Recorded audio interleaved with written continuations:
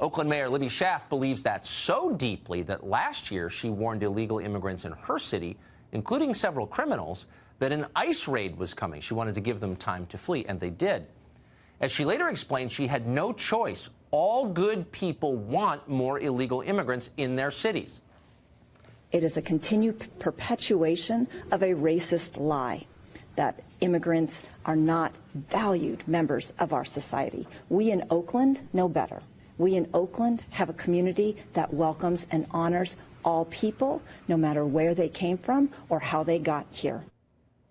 In Oakland, they're welcoming. In fact, the whole state is welcoming. In his inaugural address this spring, the incoming governor of California, Gavin Newsom, echoed those words. Everyone can come to California, he said. Absolutely everyone. Let us build a house stronger than the coming storms, yet open to the world. A house that provides shelter to all who need it and sanctuary to all who seek it. We will not have one house for the rich and one for the poor, or one for the native-born and one for the rest. So the left really couldn't be clearer on this question. All immigration is good. More immigration is better. There is no distinction between legal and illegal varieties of immigration. And if you disagree with any of this, you are a white nationalist. That's what they've said almost every day for the past 2 years. We've watched carefully, and so have you. And now here, completely out of the blue, comes the man they despise most in the world, Donald J. Trump, offering them the one thing they want more than anything: more immigrants, immediately, delivered right to their door at federal expense. Well, it must have been like Christmas morning. You think you're getting another pair of socks, and yet there it is, a pony tethered to your mailbox. Holy smokes, amazing. Best day of your life. But that's not how they responded. The left wasn't happy about Trump's offer. They were shocked, and they were completely enraged. You know what this is, they said? It's dumping. Dumping, like what you do with garbage or used truck tires in the woods. The headline of Mother Jones read, Donald Trump wants to dump asylum seekers on the streets of American cities, democratic cities. Busing people, wrote the Washington Post's Greg Miller, to dump them in cities, just to punish political rivals. In the view of Harry Siegel at the Daily Beast, quote, the White House wanted to dump refugees in sanctuary cities. Siegel called that idea nasty.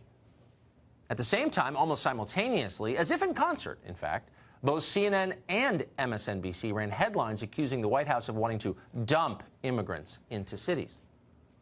So what's the message the left is sending us? That immigrants are trash? Something you drop off as a cruel prank, like a flaming bag of dog waste? If you wanted to defile someone's pristine city, you'd, quote, dump immigrants on it? Whoa, that sounds a little, searching for the word here, racist. A lot racist, actually, but Nancy Pelosi agrees with it, it turns out.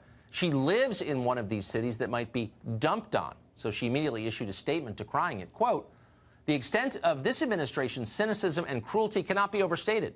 Using human beings, including little children, as pawns in their warped game to perpetuate fear and demonize immigrants is despicable.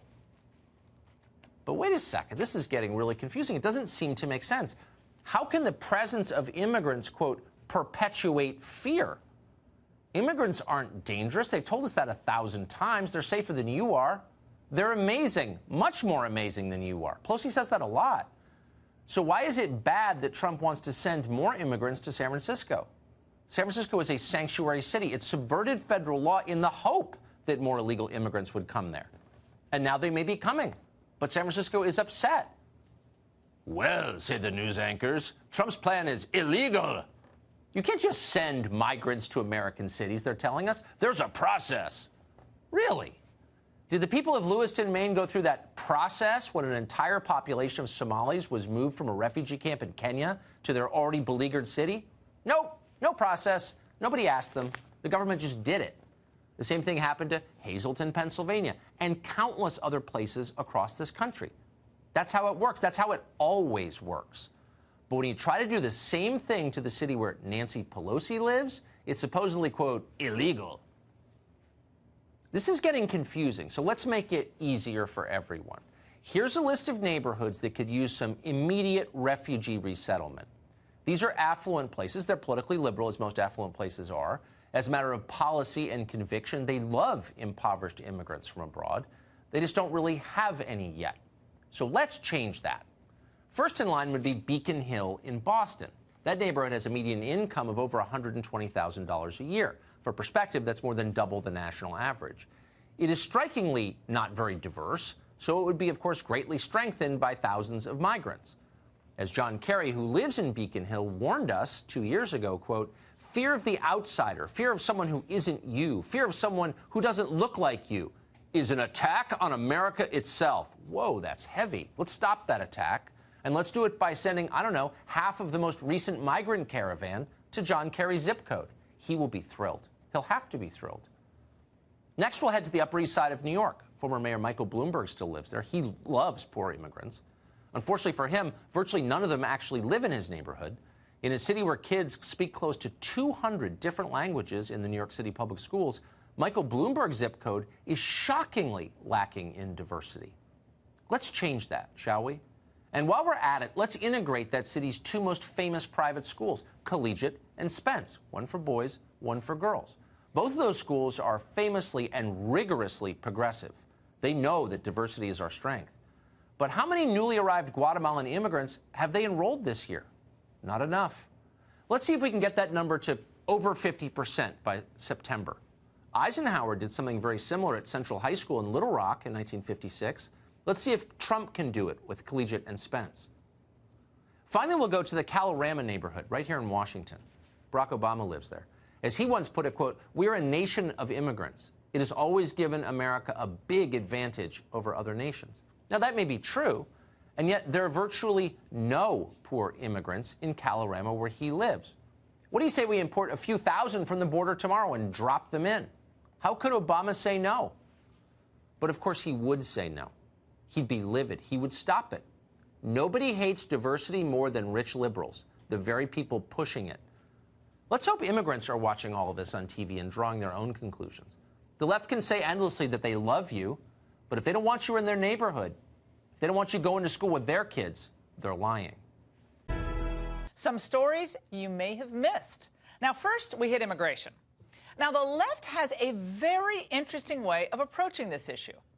It's not an emergency, is it, when 100,000 people are pouring across our southern border?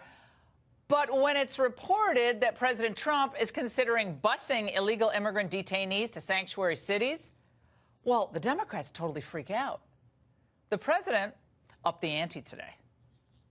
We can give them a lot. We can give them an unlimited supply. And let's see if they're so happy. They say we have open arms. They're always saying they have open arms. Let's see if they have open arms. Well, now the president may have legal standing to make good on this threat. And look at how the Democrats are squirming now. Nancy Pelosi said, the extent of this administration's cynicism and cruelty cannot be overstated. But wait a second. Shouldn't she and her other California politicians, the ones that are all for open borders, shouldn't they be thrilled? They are the ones, after all, who have said this about sanctuary cities. In our sanctuary cities, our people are not disobeying the law. So it's not a question of giving sanctuary to someone who has is guilty of a crime. The fact is, sanctuary cities keep people safer, they keep people healthier, and they keep people educated. Gosh, I mean, that's just a commercial for sanctuary cities. Take them in, bring them in, welcome them in. But it's not so simple, is it? Consider this horrific crime in the sanctuary city of Jersey City. An illegal alien is charged in the March 24th rape and murder of jogger Carolina Cano. Jorge Rios had been deported 2 times from the United States before returning illegally a 3rd time. Now, Cano worked as a nanny, and friends say she was an incredible woman of strong faith and a beautiful, giving heart. But the left doesn't even acknowledge these American tragedies. They're too busy trying to demonize Trump on this and score political points.